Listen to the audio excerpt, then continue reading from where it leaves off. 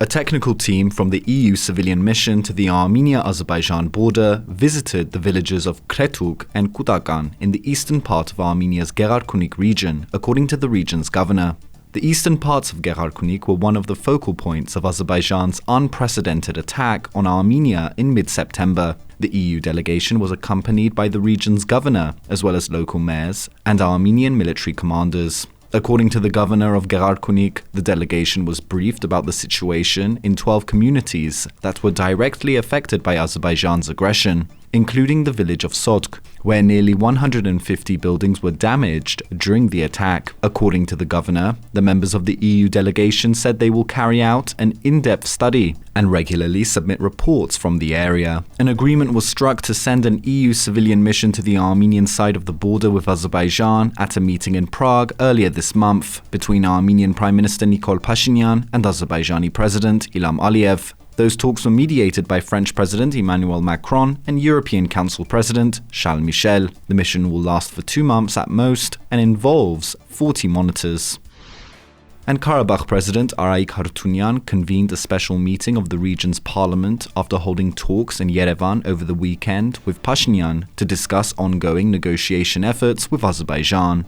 Harutyunyan's trip to Yerevan came on the heels of 2 consecutive evenings of protest in Stepanakert, with demonstrators demanding to talk to Harutyunyan about Pashinyan's negotiations with Aliyev in Prague. Harutyunyan did not meet with the protesters. There was notably no mention of Karabakh in the joint readout of those talks. Days earlier, Pashinyan suggested in a primetime interview on Armenian public television that a peace treaty between Armenia and Azerbaijan may be separated from the Nagorno-Karabakh conflict, adding that on the issue of Nagorno-Karabakh, Nagorno-Karabakh should be the main negotiator. Those remarks caused worry in Stepanakert, prompting Karabakh Security Council to release a lengthy statement, preemptively rejecting any peace treaty between Armenia and Azerbaijan that does not address the Karabakh conflict. Aliyev himself has all but ruled out negotiating with Pashinyan on the Karabakh issue, telling reporters before the Prague talks that Armenians living in Karabakh are Azerbaijani citizens, and Azerbaijan is not going to discuss their fate and future life with any country, including Armenia. Meanwhile, speculation continues to swirl in Karabakh about the possible appointment of billionaire businessman Ruben Vardanyan as the region's new state minister, a post similar to prime minister. Harutyunyan offered Vardanyan the position earlier this month after pledging to make important personnel and institutional changes, but Vardanyan has still not publicly accepted or rejected the offer, saying he wants to hold public meetings with Karabakh residents before making a final decision.